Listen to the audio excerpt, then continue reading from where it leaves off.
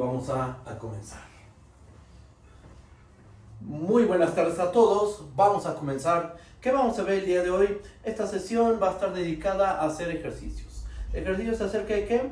Vamos a hacer ejercicios de funciones de variación acotada, vamos a hacer ejercicios de curvas rectificables. De hecho, los ejercicios de curvas rectificables van a estar enfocados en el caso donde tenemos una función de clase C1 y vamos a ocupar esta fórmula que les enuncié en la sesión pasada. La voy a recordar desde luego, ahorita la voy a escribir, la voy a enunciar de manera formal y vamos a ocupar para calcular la longitud de arco de ciertas curvas, ¿ok? Y bueno, no digo más, vamos a comenzar y voy a empezar con variación acotada, ¿ok? Ya di la definición, así que no estoy desarrollando algo nuevo, ya lo di en la sesión pasada. Vamos a repasar ese concepto y a ver algunos ejercicios, algunas propiedades de las funciones de variación acotada, ¿ok? Bien, comenzamos. Aquí está.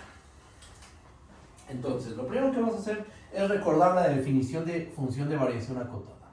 ¿Qué necesitamos? Definición. Vamos a tomar una función f definida en un intervalo a, b en los reales. Decimos que f es de variación acotada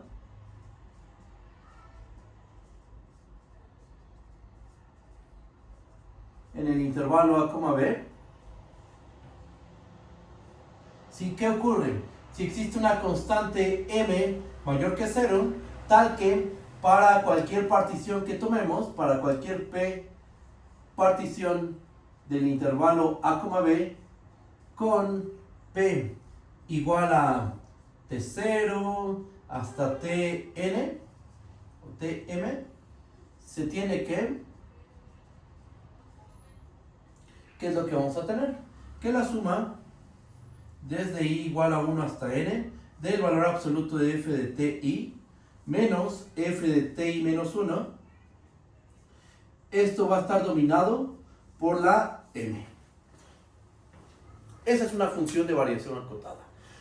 Para que f sea una función de variación acotada sobre el intervalo a, b, ¿qué es lo que tiene que suceder?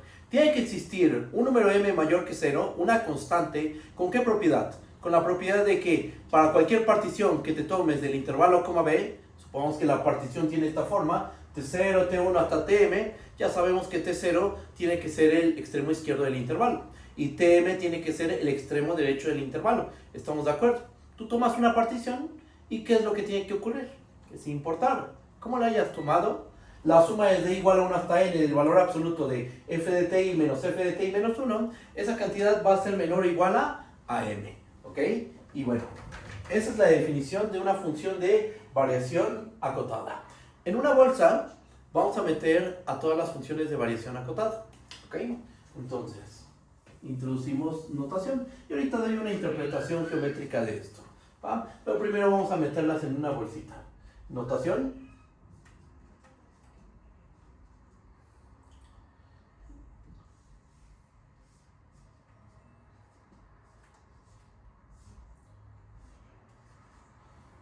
BV del intervalo a, b es bounded variation, por eso se ocupa estas dos letras, porque viene de cómo se escribe, se dice variación acotada en inglés. Se ocupa esto. Vamos a ser consistentes con esa notación que es muy común. ¿Y esto qué es? Pues en una bolsa vamos a meter a todas las funciones del intervalo a, b en los reales que son de variación acotada. Entonces, esta es mera notación y el significado de esta notación pues son las funciones del intervalo a, b en los reales, tal que f es de variación acotada.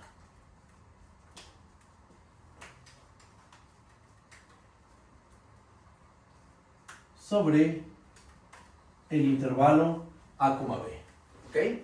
Entonces, en una bolsa estamos metiendo a todas las funciones de variación acotada, ¿ok? Bien, introducimos esta notación y otra cosa más notación. Punto 1, punto 2. Tomo una partición.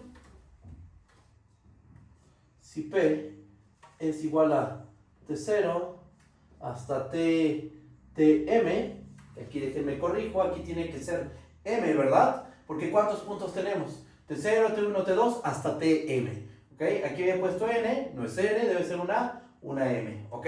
Bueno, haciendo esa pequeña corrección, vamos a hacer lo siguiente.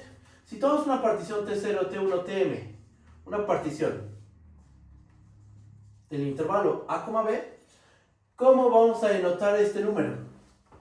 Para este número hay notación. Se le conoce como la variación parcial, la variación de f respecto a la partición p. Esto es notación. ¿Cuál es el significado de esta notación? Es la suma desde i igual a 1 hasta m del valor absoluto de f de ti menos f de ti menos 1. ¿Ok? ¿Esto cómo se lee? Esto se lee como la variación parcial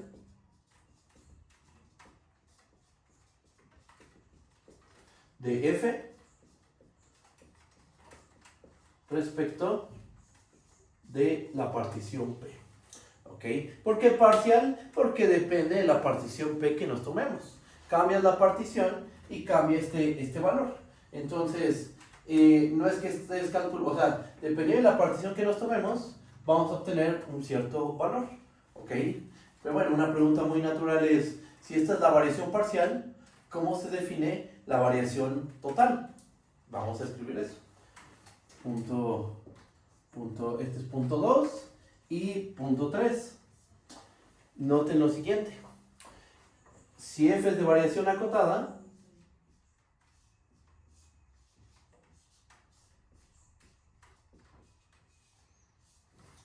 entonces, y esto lo dejo como una pregunta para ustedes, ¿por qué se sigue que el conjunto de las variaciones parciales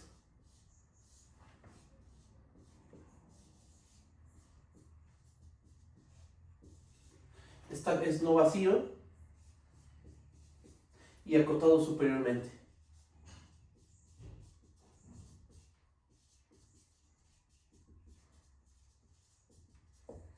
¿Por qué pasará eso? ¿Por qué ocurre que si tienes una función de variación acotada, entonces el conjunto de las variaciones parciales es un conjunto distinto del vacío?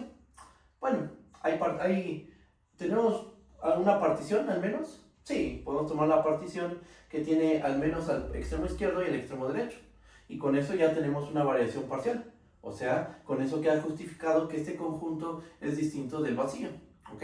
Ahora, como es de variación acotada, sabemos que existe una constante m, tal que sin importar la partición, esta suma es menor o igual a m. ¿Estamos de acuerdo? Entonces, esa constante m juega el papel de ¿qué? De una cota superior de este conjunto. ¿Ok? Esa es la justificación. Ustedes escriban con cuidado esa parte. Ya la acabo de decir. Ustedes escriban esa parte con cuidado. Y bueno, ¿por qué platico de esto? Porque tienes un conjunto no vacío y acotado superiormente. Entonces, por el axioma del supremo, este conjunto debe tener mínima cota superior. ¿Ok? Este es no vacío, acotado superiormente. Aplicamos axioma del supremo.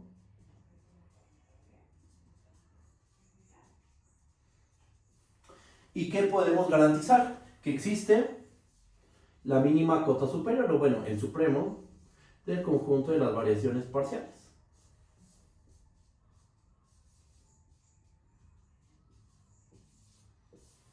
Y fíjense que a ese número sí es al que se le conoce como la variación total de f en el intervalo a, b. Este número lo vamos a denotar como la variación de f sobre el intervalo AB. Es la notación que se ocupa. Esto ya se lee como la variación total de f sobre el intervalo a, b. ¿Ok? Y bueno, esto es lo que tenemos relacionado de manera inmediata a las funciones de variación acotada. Para que una función sea de variación acotada, debe existir una constante m mayor que 0, tal que para cualquier partición, suponte que la partición es de esta forma, se cumple que esta suma es menor o igual a m. Por la notación que acabamos de introducir, esto es la variación parcial de f respecto a la partición p. Entonces, todas las variaciones parciales deben estar acotadas por esta constante m. Eso es lo que estamos diciendo. ¿Va? Entonces, ¿m qué es? M es una cota superior del conjunto de variaciones parciales. ¿Va? Variación parcial, ¿qué es eso? Pues es este número. Variación total, ¿cuál es la variación total? Es el supremo de todas las variaciones parciales. Ahora, ¿cuál es la interpretación de esto? Bueno, vamos a dar una interpretación lo más geométrica posible y vamos a hacerla justo en este pedazo del pizarrón. ¿Ok? Cualquier duda, cualquier observación, díganme por favor. Hacemos la interpretación geométrica. ¿Dónde estamos parados? Estamos parados en el intervalo A, B. ¿Estamos de acuerdo? Aquí está nuestro intervalo AB. Y tenemos a nuestra función f definida en este intervalo. Vamos a pensarla así. ¿Ok? Entonces, ¿qué es lo que estamos midiendo? Estamos midiendo qué tanto, pues sí, vamos a decirlo de esta manera, qué tanto se mueven los valores, varían los valores de la función, pero tomando puntos consecutivos. No podemos medir eso tomando toda la infinidad de números que se encuentran en el intervalo A, B. ¿Ok? Eso no podemos hacerlo. Pero ¿cómo podemos aproximarnos? Tomando una cantidad finita de puntos en el intervalo A, B, considerando el extremo izquierdo y el extremo derecho. O sea, tomando una partición. Empezamos tomando una partición. Aquí está T0, T1, aquí está TK-1, aquí está TK, y bueno, por aquí se encuentra TM. ¿Ok? Entonces, ¿qué es lo que estamos haciendo? ¿Nos estamos fijando en algún valor de la gráfica? No, todo lo estamos mandando a la imagen de la función, porque estamos considerando f de ti menos f de ti1 y sumamos. Entonces, todos estos valores, f de t0, f de t1, f de t2, etcétera, los vamos a ver aquí en el eje Y. ¿Ok? Entonces, los mandamos al eje Y. No voy a dibujarlos todos por el tamaño del dibujo, es muy chiquito. Solo voy a tomarme f de tk-1, que aquí se encuentra, y aquí tomamos a f de tk. Entonces aquí tenemos a f de tk-1 y a f de tk. ¿Qué es lo que estamos midiendo de f de tk y f de tk-1? Su distancia. Ajá. Estamos midiendo la longitud de este segmento. Pero eso lo hacemos con puntos consecutivos. Medimos la distancia de f de t1 a f de t0. La distancia de f de t2 a f de t1. De f de t3 a f de t2. Y así hasta llegar a la distancia de f de tm a f de tm menos 1. Medimos las distancias de puntos consecutivos y entonces estamos midiendo hasta cierto punto qué tanto oscilan los valores de la función. Ajá, en todo el intervalo A, B, qué tanto varían los valores. Ajá. Si es de variación acotada, no varían tantos los valores, por eso es que se llama funciones de variación acotada. La variación de los valores no se dispara a infinito. Ajá. Intuitivamente, ¿qué sería una función de variación acotada? Si lo que estamos midiendo es la variación de los valores y la variación de esos valores queda dominada por una constante m, sin importar la partición que tomes, ¿cómo sería una función que no es de variación acotada? Pues uno piensa, después de un rato esta respuesta no es inmediata, hay que pensar un ratito, piensa en oscilaciones infinitas.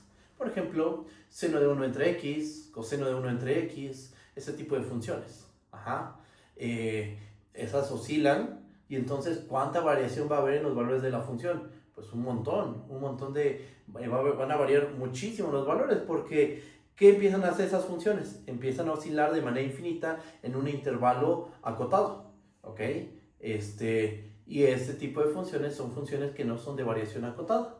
Pero bueno, vamos paso a paso. Ya tenemos la definición, que esto ya lo había visto, esto es a modo de repaso, todo esto ya lo desarrollé y bueno, ya te introducí, eso sí, metí notación, que la notación al final es lo de menos, lo importante es la interpretación, ¿ok?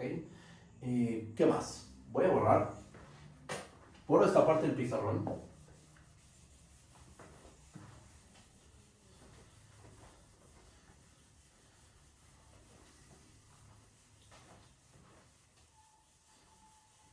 Y entonces una pregunta bastante natural es, pues, ¿qué tan fuerte es ser una función de variación acotada? ¿Qué propiedades cumple? En dónde se encuentra, por ejemplo, qué relación hay con las continuas, las derivables, etcétera. Entonces, nuestro primer ejercicio de esta sesión es lo siguiente. Ejercicio. Si f es una función de variación acotada sobre el intervalo a, b, entonces f está acotada. Algo bastante natural, el ejercicio. Tienes que los valores de la función varían poco, o sea, se mantienen acotados sin importar cómo tomas la partición. Pues lo más seguro es que esa función tiene que estar acotada, ¿ok? Claro, intuitivamente es claro, pero ¿cómo demostramos esto de manera formal? Vamos a hacer la prueba, ¿ok? ¿Cómo probamos esto? Vamos a usar primero la hipótesis, demostración.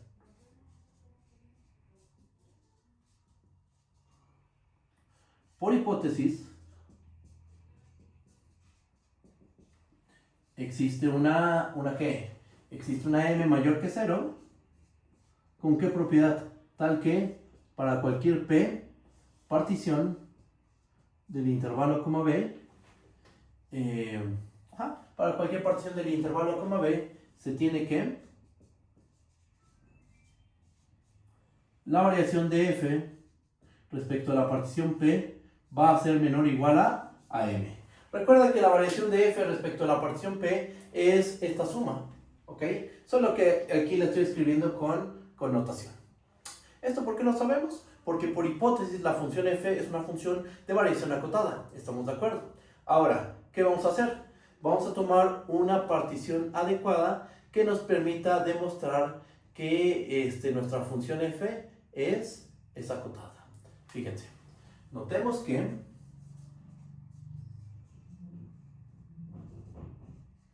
si tomamos un punto x del intervalo a, b, entonces vamos a tomarlo así,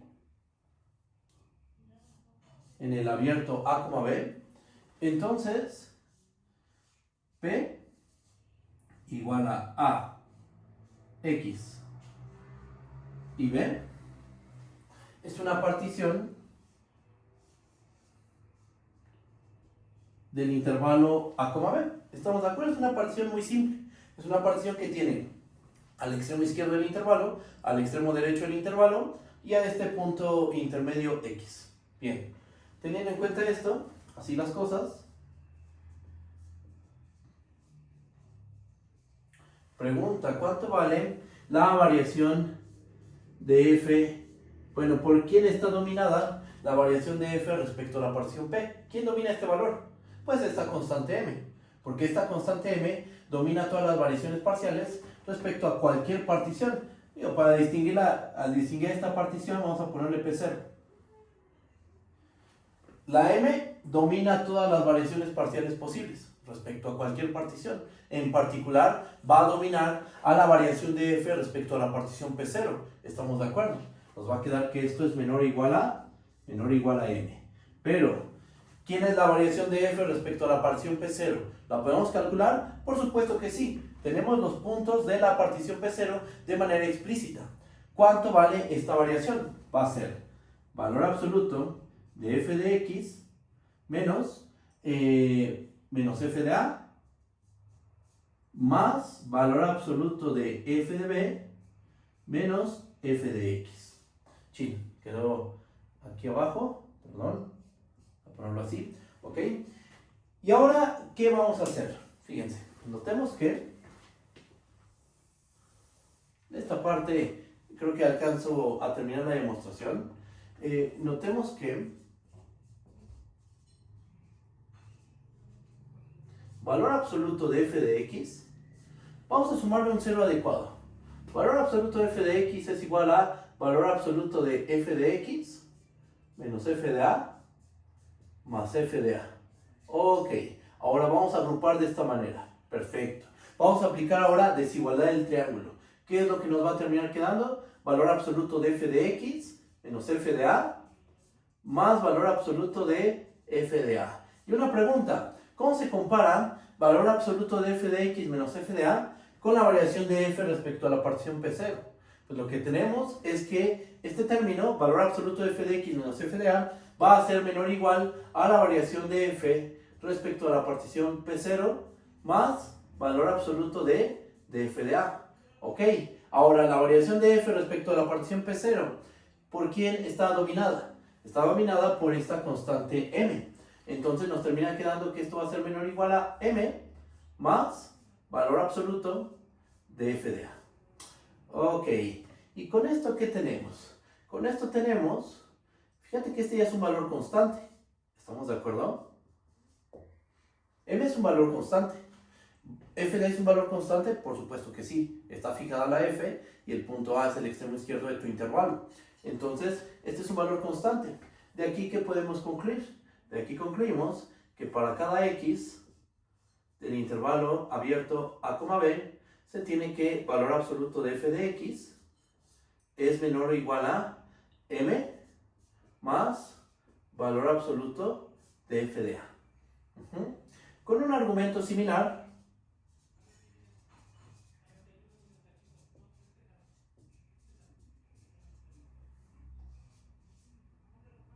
no hace falta. Iba a agregar algo aquí, pero de aquí que tenemos, o sea, con esto tenemos mostrado que F está acotada en el abierto A, B. Es una función acotada en el intervalo abierto A, B, pero a lo mejor alguno de ustedes dice, no, pero es que el problema dice que va a estar acotada en todo su dominio. Aquí no se especifica que en un pequeño intervalo, sino en todo el dominio que es el intervalo cerrado A, B. Es que si una función está acotada en un conjunto, salvo, y ahí en ese conjunto nos falta una cantidad finita de puntos, si tú agregas esa cantidad finita de puntos, la función en ese nuevo dominio va a seguir estando acotada. ¿Okay? Como f está acotada en el intervalo abierto a b y el conjunto que tiene como elementos a y b es finito, entonces f está acotada en todo el intervalo cerrado a, b. ¿Ok? Y bueno, ya con esto tenemos demostrado que nuestra función f está acotada en todo el intervalo cerrado a, b. Y bueno, voy a comentar algo dentro de la prueba. Yo aquí supuse que x está en el abierto a, b. Realmente no es necesario. Puedo pensar que x está en el intervalo cerrado a, b, solo que aquí habría que considerar algunos casos. Cuando x coincide con a, esa es una posibilidad. Cuando x coincide con b. Pero considerando esos casos, podemos concluir que el valor absoluto de f de x para todo x del a, b está acotado. ¿Ok? Y bueno, pues aquí acaba nuestro primer ejercicio. Las funciones de variación acotadas siempre van a ser funciones acotadas. ¿Ok? Bueno, ¿qué más? Voy a borrar esta parte del pizarrón. Mande. Se le vuelve a voltear la imagen. A ver. Déjame ver, gracias, Sí, es cierto. Dame.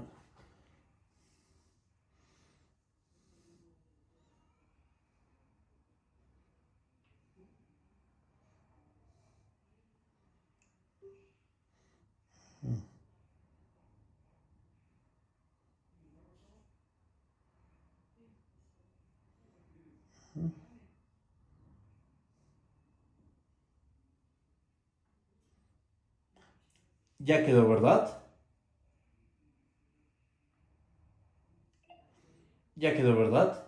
Sí, gracias. No, ¿de qué? Y bueno, pues ya tenemos aquí está.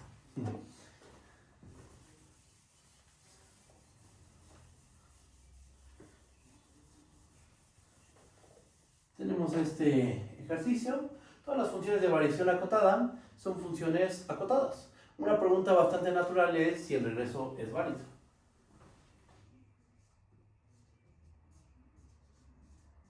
¿El regreso es válido?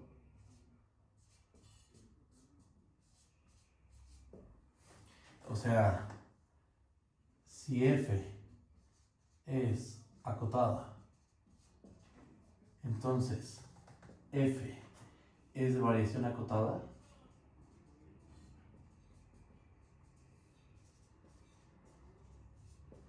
Este ejercicio lo he dejado en muchas ocasiones en los cursos de cálculo, ya sea cálculo 3 o cálculo 4, que es cuando veo longitud de arco.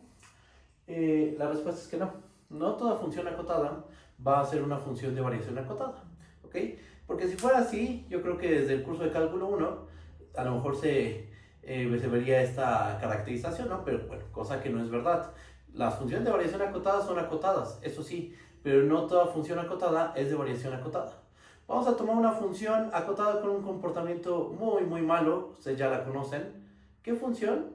Que se ve en cálculo 1, que se ve en cálculo 2, es acotada y que tiene un comportamiento malo, en el sentido de que no hay continuidad, no hay derivabilidad, no hay integrabilidad, las funciones de tipo Dirichlet, ¿ok?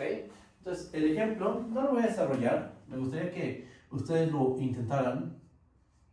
El ejemplo es este. Vamos a tomarnos la función f, que está definida, puede ser en un intervalo cualquiera, vamos a poner en el intervalo 0,1 hacia los reales. ¿Y qué es lo que hace esta función? Bueno, pues clasifica. Básicamente lo que hace esta función es clasificar. A cada punto x lo va a mandar a 1, en el caso en que x es un racional del intervalo 0,1. Y lo va a mandar a 0 si x es un irracional del intervalo 0,1. Entonces, ¿esta función es acotada? Por supuesto que sí, porque esta función, ¿cuántos valores toma? Toma una cantidad finita, a saber, el 0 y el 1. Entonces, punto 1, f está acotada sobre el intervalo 0,1. Es un hecho que es una función acotada. Punto 2, f no es de variación acotada.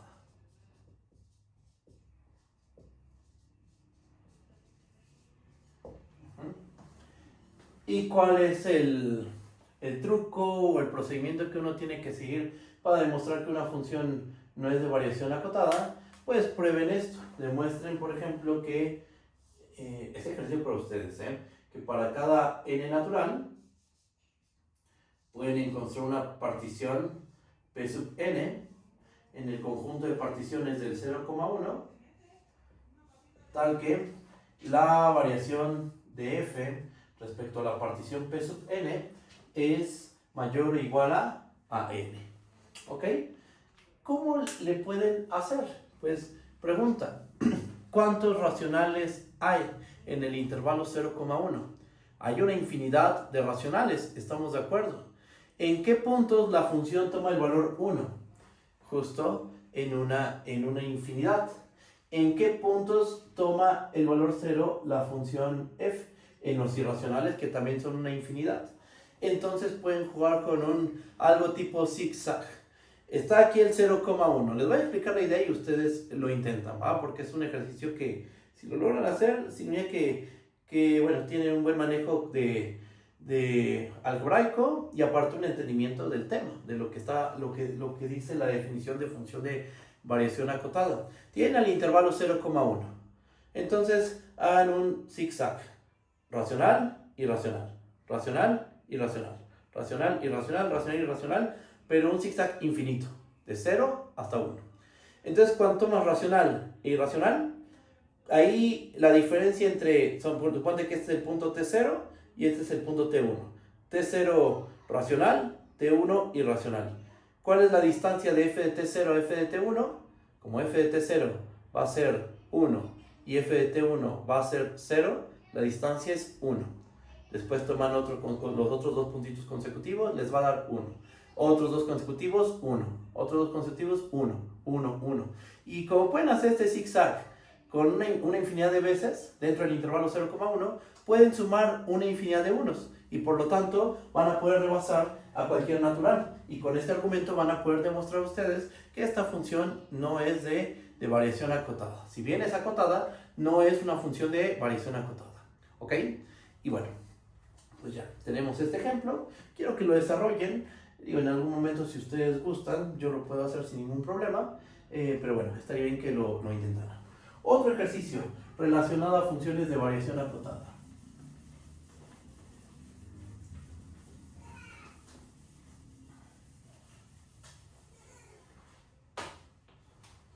Fíjense que las funciones de variación acotada están estrechamente relacionadas con la derivabilidad, con las funciones de clase C1, de hecho. ¿Va? Entonces, lo que vamos a demostrar a continuación es que si tú tienes una función de clase C1, esta función inmediatamente va a ser una función de variación acotada. ¿Ok? Entonces, nuestro ejercicio número 2, que dice, si f es una función del intervalo a, b en los reales de clase C1, es decir,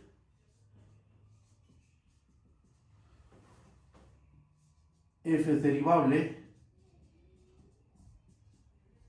en el intervalo a, b y f' es continua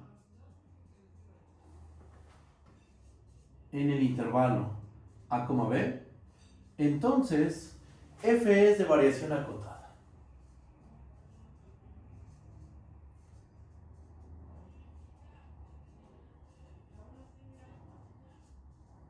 Sobre el intervalo a, b. Otra vez, ejercicio que he dejado en las guías. El ejercicio que suelo dejar, toda función de clase C1 es una función de variación acotada. ¿Cómo le hacemos? ¿Qué es lo que tenemos que mostrar? Pues que existe una constante m, tal que todas las variaciones parciales están dominadas por esa constante m positiva. ¿Ok? Eso es lo que tenemos que hacer. ¿Cómo lo podemos lograr? Bueno, pues vamos a empezamos tomando una partición cualquiera. Sea P una partición.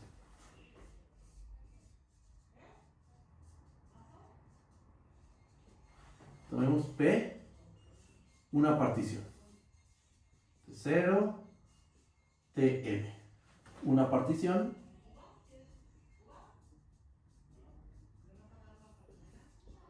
del intervalo a, b. ¿Ok? Ahora, vamos a hacer lo siguiente. Notemos que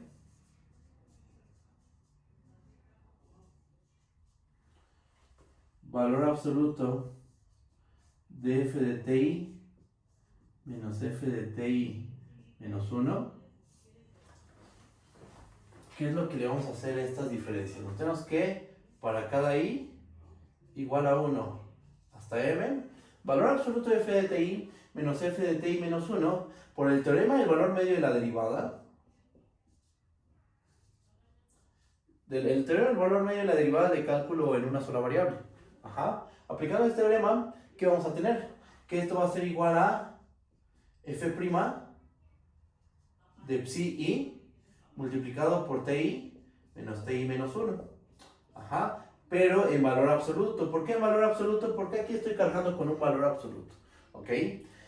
Donde este punto psi i, según esta es la letra psi, me queda horrible, yo lo sé, pero esta es la letra psi i. El punto psi i, ¿dónde se encuentra? Se encuentra en el intervalo abierto ti menos 1, ti. ¿Ok? Y bueno, ¿qué más podemos hacer? Toda continua en un intervalo cerrado siempre está, teoremas fuertes de continuidad, cálculo 1. Toda continua en un intervalo cerrado siempre va a ser una función acotada. ¿Por qué comento esto? Porque por hipótesis la f es de clase C1. ¿Cómo es la derivada? Es continua en el intervalo a, b. Entonces esta derivada debe de estar acotada por una cierta constante m. ¿Ok? Aquí vamos a hacer una pequeña acotación. M por el valor absoluto de ti menos, borro esta parte, menos ti menos 1. ¿Ok? Tenemos esto, déjenme borrar esta parte. Vamos a borrar todo esto.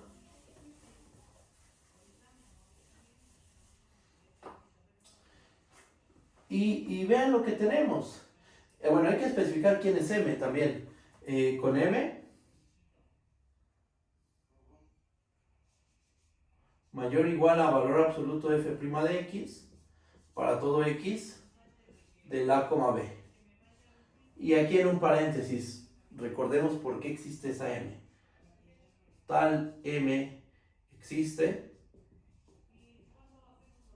ya que f' es continua sobre el intervalo a, b. ¿Ok? Entonces tenemos que tal m existe ya que la f' es continua sobre el intervalo a, b. ¿Vale? Y bueno,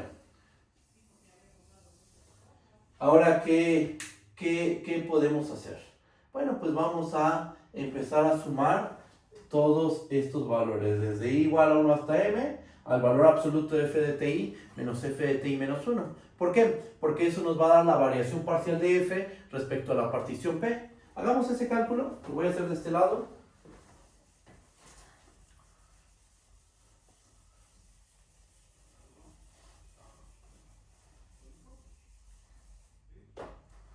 Y entonces, ¿qué tenemos? Vamos a sumar así las cosas.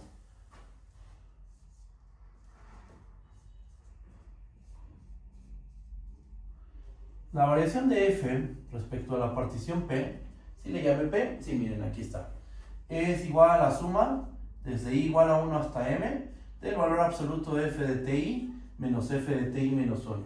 ¿Estamos de acuerdo? Cada uno de los sumandos lo terminamos acotando por, bueno, déjenme escribir el símbolo de suma hasta m y déjenme le cambio el nombre a la cota, ¿ok? Porque estamos ocupando la m para el número para el punto final de la partición p y también lo estamos ocupando para la cota de los valores de la f'. ¿Qué tal si por ejemplo mejor le llamamos k?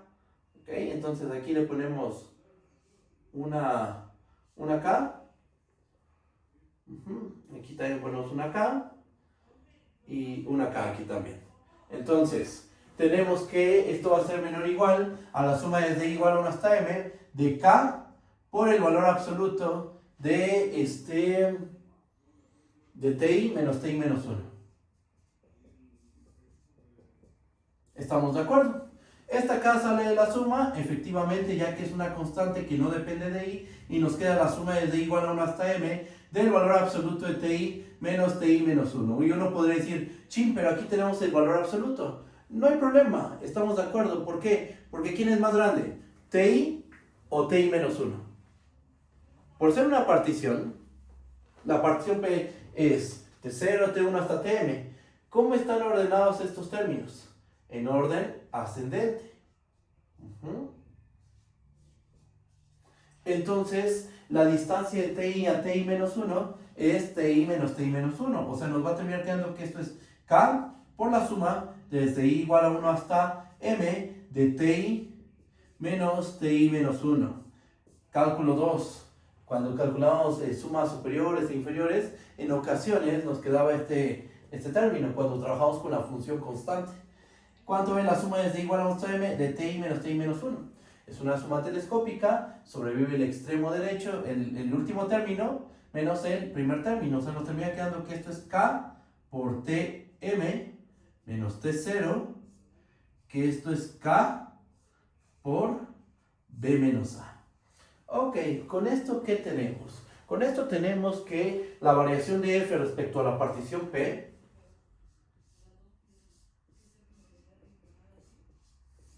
es menor o igual a K por B menos A. Y esto, ¿estás de acuerdo que es válido para cualquier partición del intervalo A, B? Y a lo mejor alguien podría decir, pero esta constante K la obtuviste en este razonamiento con esta partición P. No. La constante K es una cota del valor absoluto de f' de x. Es una cota de los valores de la f'. Esa cota la pude haber dado desde el principio. ¿Okay? Existe, ¿por qué? Porque la f' es continua sobre el a, b. Entonces, esa cota existe sin importar qué partición nos tomemos. Es independiente de la partición que te tomes. Esto quiere decir que la variación de f respecto a la partición p va a ser menor o igual a k por b menos a para cualquier partición p en el conjunto de particiones del intervalo a, b. ¿Esto qué nos muestra? Pues acabamos de encontrar una constante mayor que 0, esto es mayor que 0, con la propiedad de que para cualquier partición de A, B, la variación parcial es menor o igual que esta constante. O sea, con esto, ¿qué podemos concluir? Con esto concluimos que f es de variación acotada sobre el intervalo A, B. Y listo. Ahí está. Ya con eso tenemos la prueba de este ejercicio. Siempre que tengas una función de clase C1 sobre el intervalo B, ¿qué pasa con esa función? ¿Qué propiedad va a tener? Va a ser una función de variación acotada. Clase C1 es algo muy fuerte que nos garantiza, o sea, teniendo una función de clase C1, podemos asegurar que nuestra función es de variación acotada. ¿Ok? Y bueno, aquí se acaba la prueba. ¿Cómo lo ven? ¿Si está bien o hay alguna duda? Cualquier duda me pueden decir. ¿Vale? Tenemos este otro ejercicio. Vamos a hacer otro más de funciones de variación acotada y nos pasamos a longitud de arco. Borro aquí. Sí, borro esta parte.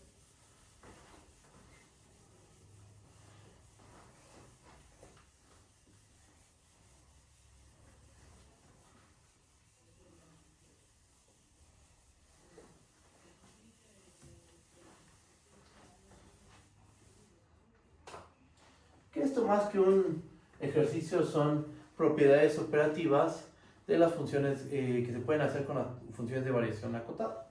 Entonces, no le pongo ejercicio, estas son propiedades operativas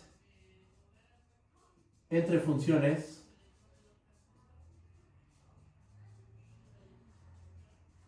de variación acotada. Variación acotada.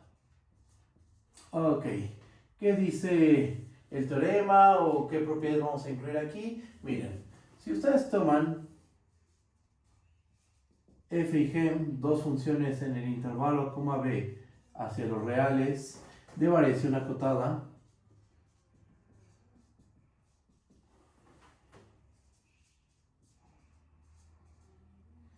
y c, un número real fijo,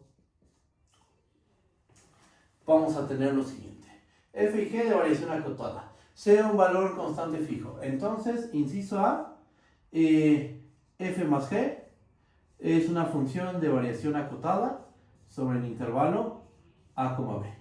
Inciso B, f por g es una función de variación acotada sobre el intervalo A, B. Inciso C, c por f es una función de variación acotada sobre el intervalo A, B. ¿Ok? Y creo que con esas es más que suficiente. Esas tres propiedades: la suma, el producto, la multiplicación por escalares. Bueno, otra.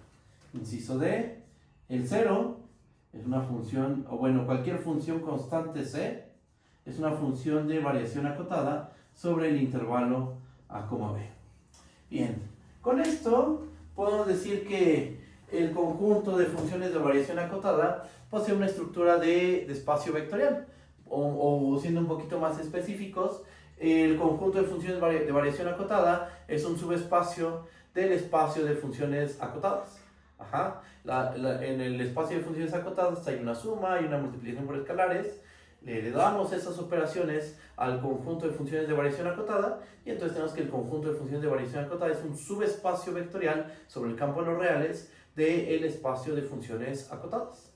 ¿Ok? No vamos a probar todos los incisos. Vamos a probar uno. Vamos a hacer, por ejemplo, el inciso A o el inciso B. El inciso A. Vamos a hacer el inciso A. Y vamos a ver que la suma de funciones de variación acotada es una función de variación acotada. Los demás quedan como ejercicio para ustedes. Les digo, esto es algo extra. Normalmente no veo estas propiedades sobre las funciones de variación acotada, pero aprovecho este intervalo donde estamos en receso para hacer estos ejercicios como algo extra. ¿Va? Bien, entonces vamos a hacer ejercicio, ejercicio, ejercicio. ¿Ok? Bien. Entonces vamos a hacer el inciso A, demostración.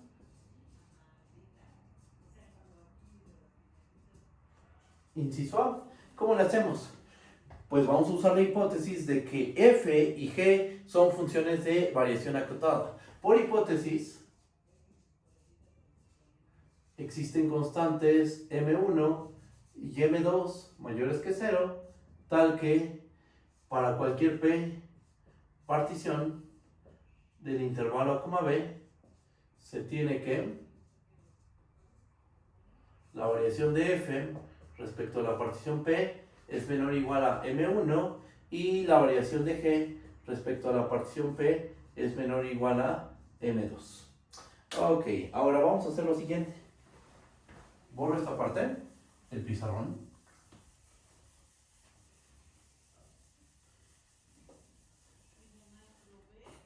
Y notemos que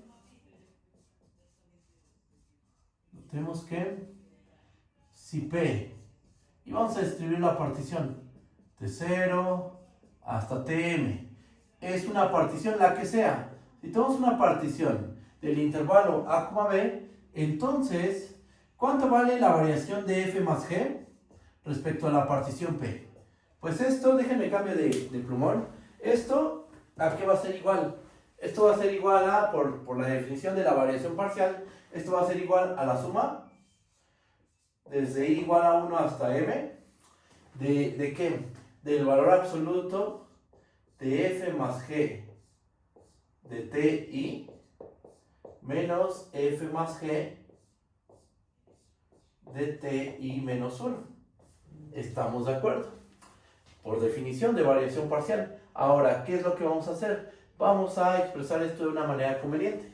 Esto es igual a la suma desde i igual a 1 hasta m del valor absoluto de f de ti menos f de ti menos 1 más g de ti menos g de ti menos 1. ¿Okay? Entonces nos queda valor absoluto de f de ti menos f de ti menos 1 más g de ti menos g de ti menos 1. ¿Ok? Agrupamos de esta forma.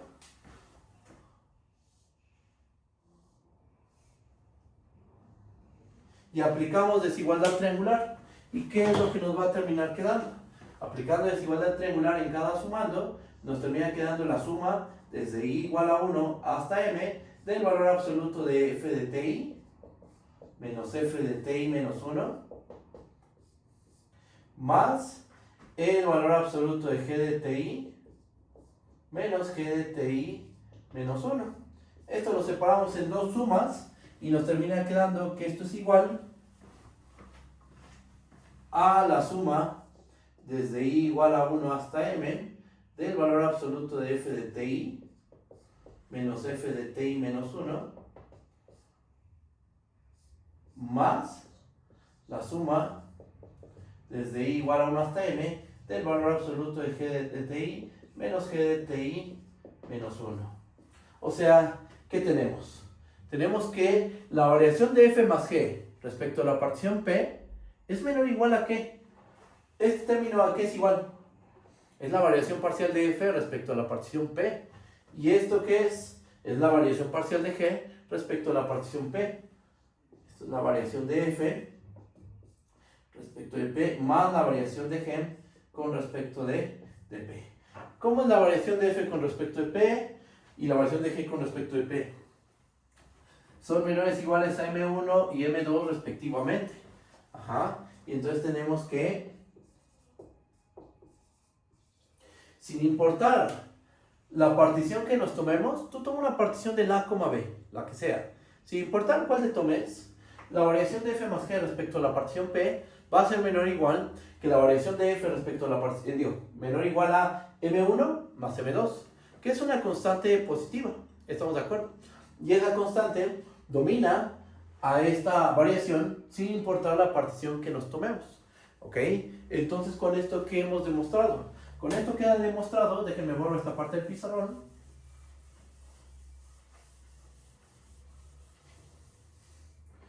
Con esto queda demostrado que f más g es una función de variación acotada sobre el intervalo a, b. Y listo. Ahí acaba el ejercicio. Los demás se hacen de una manera muy similar, ¿ok? Entendiendo el procedimiento que siguió con f más g, ustedes pueden hacer de f por g, c por f y ya, ¿ok? Pueden hacerlo sin ningún tipo de problema, ¿ok? Entonces demostramos que la suma de dos funciones de variación acotada nos va a arrojar una función de variación acotada, ¿ok? Bueno, ¿por qué nos está interesando estudiar las funciones? ¿Por qué estamos interesados en estudiar las funciones de variación acotada? ¿Cuál es la razón?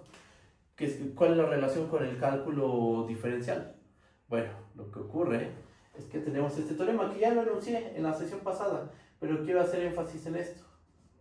Teorema. Justo con las funciones de variación acotada, nosotros podemos caracterizar a las funciones que son rectificables, a las funciones de R en Rn que tienen longitud de arco. Recordemos el teorema. Si gamma es una función de un intervalo, b en Rn, entonces gamma es rectificable sobre el intervalo, b, si y solo si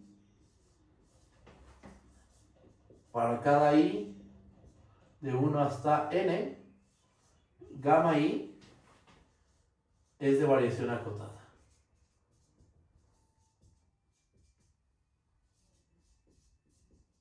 De variación acotada sobre el intervalo a, b. ¿Ok?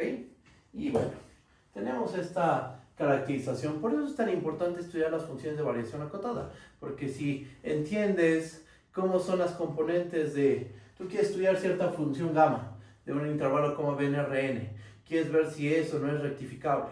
¿Cuál es la clave? Fíjate en sus funciones componente. Si sus funciones componentes son funciones de variación acotada, si tú logras concluir que cada componente es de variación acotada, es un hecho que esta función gamma va a ser rectificable, es decir, va a tener longitud de arco, que es lo que estamos estudiando en este momento. ¿Va? Esto fue el repaso, porque esto ya lo habíamos visto en sesiones pasadas, pero justo quiero hacer notar que el estudiar las funciones de variación acotada no es nada más porque me gusta el tema o algo así. O sea, sí me gusta mucho, pero es porque está relacionado con el tema de longitud de arco, ¿ok? Y bueno, te da esta caracterización que te describe con precisión cuáles son las curvas que tienen longitud de arco, ¿ok? Bien, ¿qué más? Borro esta parte del pizarrón. Otro pequeño recordatorio que habíamos comentado en la sesión pasada, que si estamos en el caso donde nuestras curvas son de clase C1, tenemos una forma muy sencilla, que se tiene que probar, claro, para calcular la longitud de arco. Tenemos el siguiente teorema. Si gamma, que va del intervalo, b en Rn, es una función de clase C1 sobre el intervalo a, b, entonces lo que dice el teorema, uno, es que la gamma es rectificable sobre el intervalo a, b. Siempre que tengas una función de clase C1 del intervalo, b en Rn, esa función tiene longitud de arco, siempre, o es rectificable. Pero aparte de eso, que ya eso es muchísimo, ya nos dice esta clase de funciones, las funciones de clase C1 son rectificables. Aparte de eso, nos dice, el teorema nos da una fórmula muy útil para calcular la longitud de arco. Es rectificable sobre el intervalo, b, y además vamos a tener que la longitud de gamma no la tenemos que calcular con el supremo de las longitudes parciales, que eso sería a través de la definición. Lo que dice este teorema es que tú puedes calcular la longitud de gamma con una integral. que se supone nosotros ya somos unos expertos integrando porque ya llevamos el curso de cálculo integral en una variable. Nos queda la integral de a en b de la norma de gamma prima de t de t. Así es como se calcula la longitud de una función que es de clase C1. Tienes una función gamma de clase C1 del intervalo como b en Rn, inmediatamente esa función es rectificable. ¿Y cómo calculamos su longitud? Con esta fórmula, la integral de b de la norma de gamma prima de t. ¿Ok? Y bueno, vamos a hacer ejemplos de cómo aplicar esta fórmula. Hacemos 2, 3 ejemplos y hasta ahí nos detenemos. En la siguiente sesión vamos a ver un poquito de cosas sobre topología. ¿Vale? Entonces, vamos a hacer ejemplos. Borro esta parte del pizarrón.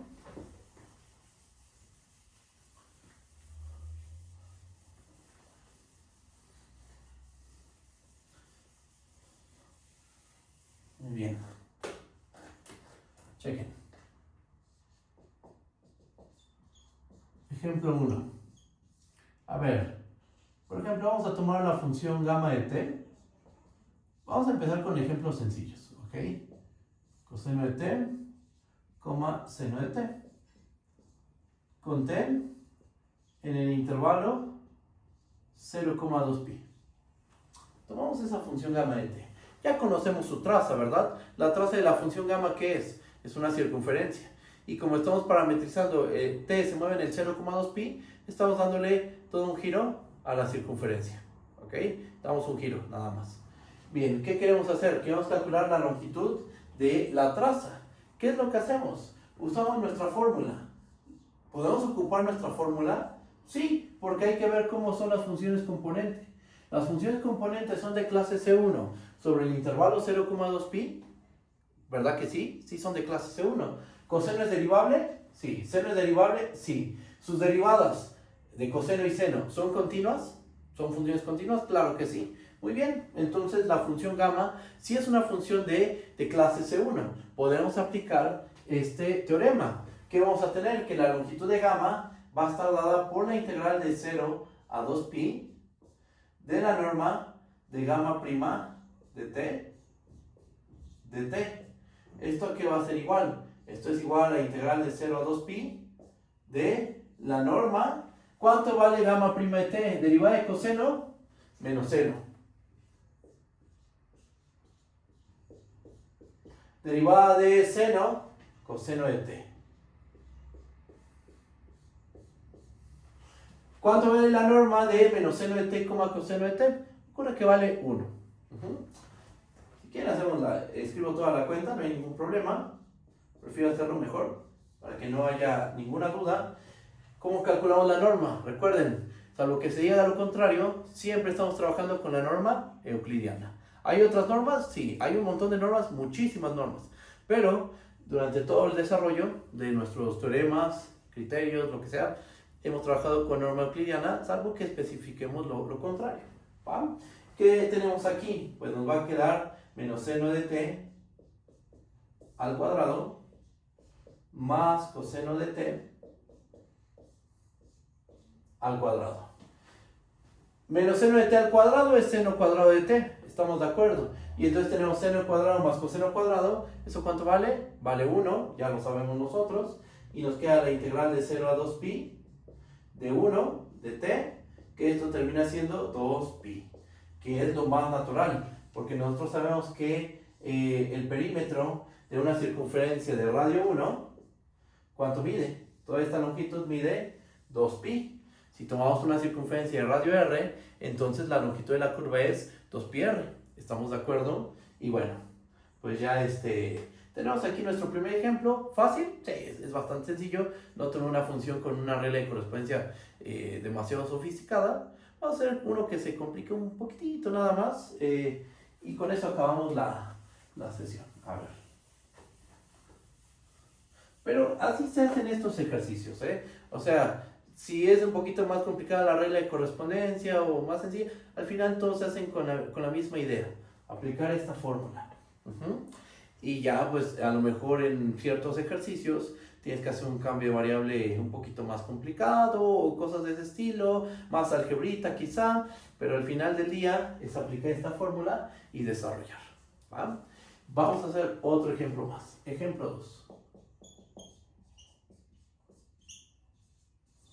Vamos a tomarnos la función gamma de t igual a t, logaritmo del coseno de t.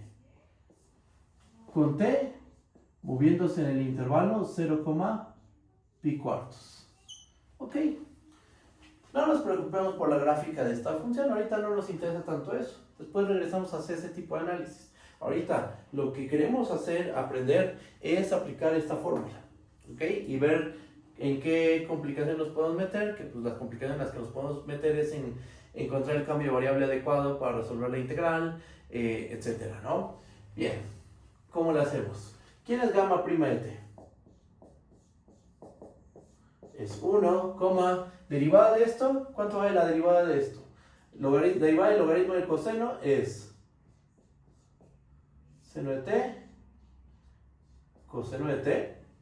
La verdad, ahí le falta un signo menos. Sí estamos de acuerdo. Se aplica la regla de la cadena. Derivada del logaritmo evaluada en coseno por la derivada de coseno. Derivada de coseno, menos seno. Derivada del logaritmo evaluada en coseno, 1 entre coseno. ¿Ok? Por eso es que nos queda esta expresión. Ahora, ya teniendo en cuenta esto, ¿cuánto vale la longitud de gamma? La longitud de gamma va a estar dada por la integral de 0 a pi cuartos de la norma de gamma prima de t. ¿Estamos de acuerdo? Sustituimos. Esto es la integral de 0 a pi cuartos de la raíz cuadrada de 1 al cuadrado más menos seno de t entre coseno de t al cuadrado. Ok. Este menos con este cuadrado, se va a cancelar, nos va a quedar seno cuadrado entre coseno cuadrado, o dicho de otra forma, nos queda la tangente cuadrada de t. Entonces esto se convierte en la integral de 0 a pi cuartos de la raíz, esto es pi cuartos, de la raíz de 1 más tangente al cuadrado de t. Ok, y ahora ¿qué hacemos? Aquí entra el primer problema, que no es problema porque ya llevamos cálculo 2, ya sabemos hacer esto. 1 más tangente cuadrada, ¿a qué es igual? Bueno, pues 1 más tangente cuadrada es igual a secante cuadrada de t. ¿Ok? Entonces aplicamos esa fórmula y tenemos que esto es la integral de 0 pi cuartos de la raíz de secante al cuadrado de t. De principio, aquí nos va a quedar, cuando tú tienes el cuadrado y una raíz, lo que nos queda es un valor absoluto, efectivamente. Pero, como estamos en el 0, pi cuartos, ahí la secante es positiva. Por lo cual, esto lo podemos escribir como la integral de 0 a pi cuartos de secante de t de t. Ok, entonces llegamos a esta integral. Déjenme borro esta parte.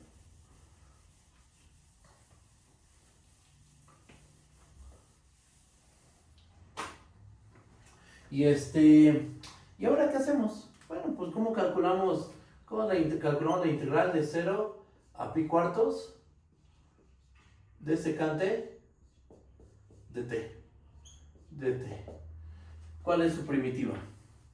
Es logaritmo de secante más tangente. ¿Ok? Hay una manera de obtenerla, sí, pero ahorita la intención no es encontrar ese truquito algebraico que te lleva a concluir que la primitiva de secante es logaritmo de secante más tangente. Entonces, tenemos que esto es logaritmo natural de secante de t más tangente de t. Es la primitiva.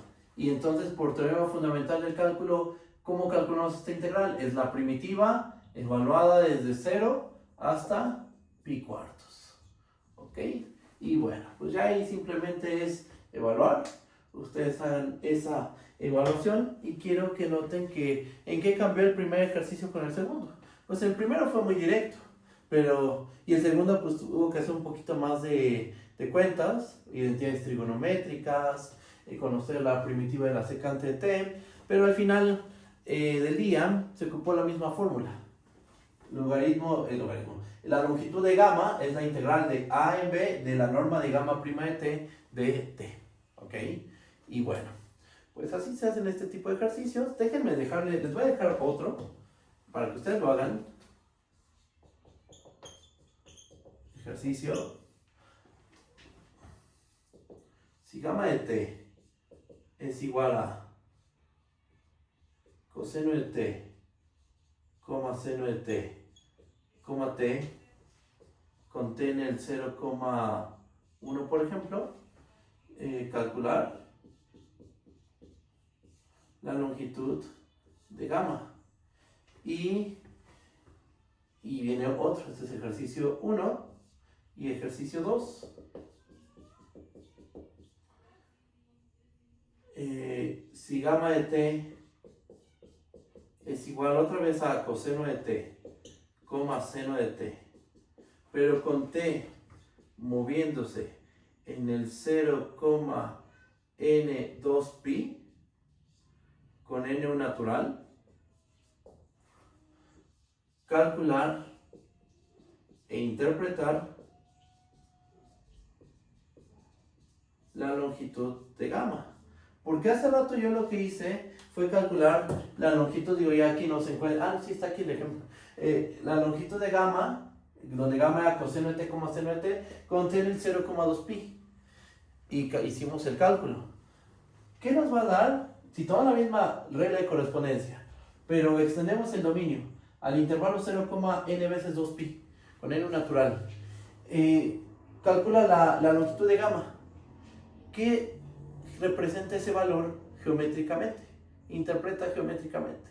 Tiene que ver con giros, ¿ok? Entonces trata de dar una interpretación geométrica a esto. Haz este ejercicio. Los dos son ejercicios muy cortitos, no les lleva mucho tiempo y les va a ayudar a practicar todo esto que desarrollamos en esta sesión, que son ejercicios de cuentitas. Y a veces hay que hacer este tipo de problemas. Aparte de la teoría hay que hacer este tipo de problemas y está bien. Y bueno, nos vamos a ver el próximo jueves en este mismo horario, pero ahora lo que voy a hacer es un poquito más de curvas. Sí voy a dedicarme a algo más. Quiero hacer un ejemplo de, bueno, después les cuento ese día. Quiero hacer un poco más de curvas y después de eso me paso a algunas cosas de topología en RN relacionado con curvas, ¿vale? Bueno, ¿dudas? ¿Algún comentario? ¿Alguna observación? ¿Vamos bien? Cualquier duda me pueden decir, cualquier comentario es bien recibido. Y entonces nos estamos viendo el próximo jueves, ¿vale? A esta misma hora. Cualquier duda me dicen. Y bueno, nos estamos viendo. Muchas gracias por venir. Hasta luego. Bye, bye. No, ¿de qué?